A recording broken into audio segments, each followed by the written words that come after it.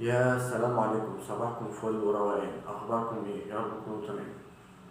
كلام النهارده بخصوص في بند صغير كده اسمه مخططك المالي في كتاب اسرار عالم المليونير. عايز يقول لنا ايه الكاتب؟ الكلام اللي هو عايز يقوله ان اديني 5 دقايق من وقتك اعرف انت مخططك المالي طول حياتك بعد كده هيبقى ماشي ازاي. يعني احنا بنتشكل اول ما بنتولد. معظم الناس لما بيتولدوا في حياتهم بيتشكلوا من مصادر اوليه. المصادر الاوليه ديت بيبقى الاباء، الاخوه، المقربون، الاصدقاء. بعد كده الاعلام واللي بيتصدر لهم من الاعلام. مراحل حياتهم بقى في التعلم في المدارس، مرورا بان هو يحصل على درجة عالية من التعليم ويبقى موظف. فده كده سيستم بيخلي حياتك يا اما انك انت رجل بتبقى بتوصل لمراحل كبيرة في الغنى وتبقى غني وحياتك كلها بتبقى مرتاحة ومستقرة بعد كده، يا اما بتبقى حياتك زيها زي اي حد بيعاني في حياته، مش عارف ينفع نفسه ولا ينفع المستقبل الحياة بتاعته ولا ينفع غيره من الناس.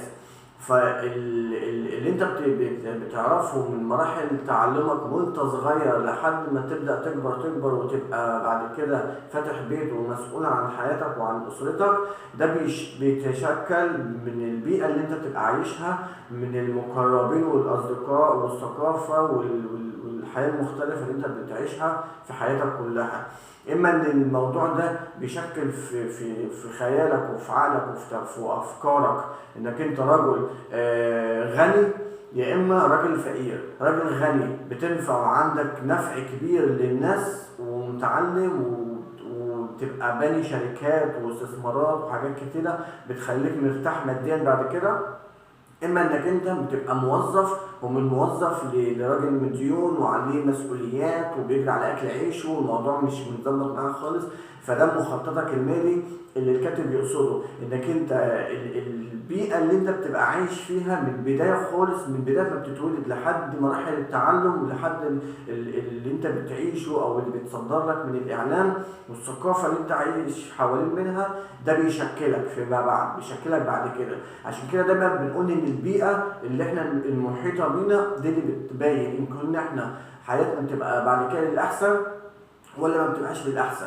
فده كان المقصد من الجملتين اللي كان عايز يقولهم، ان اقعد معاك 5 دقايق اقدر اعرف ساعتها مستقبلك اللي جاي هيبقى شكله ايه طوال حياتك اللي قدام كلها. ده من خلال برضو البيئه اللي انت بتبقى عايش فيها. يلا نهاركم ابيض زي الفل.